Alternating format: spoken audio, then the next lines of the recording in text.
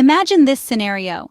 A woman already married enters a consensual relationship with another man under the promise of marriage. Is this rape on false promise? The Supreme Court has spoken.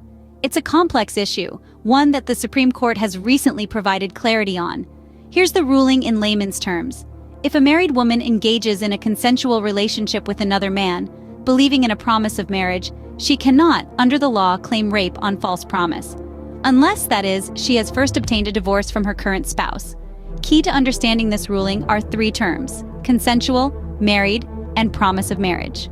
The court has essentially stated that in the context of a consensual relationship, the woman's existing marital status and the lack of a fulfilled promise of marriage do not constitute grounds for a rape charge. The ruling, as with many legal matters, has sparked a range of reactions. But what are the key takeaways from this judgment? With the Supreme Court's ruling, there are several implications that come to light.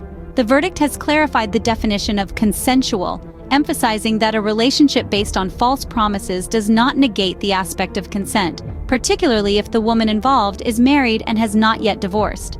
The court has underscored the importance of marital status, suggesting that the promise of marriage cannot be used as a tool for prosecution in such scenarios. This ruling has major implications for future legal proceedings. It sets a precedent that may influence the interpretation and enforcement of laws related to sexual misconduct. Notably, it also impacts society's perception of relationships outside marriage and could potentially fuel debates around the sanctity of marriage and the ethics of extramarital relationships.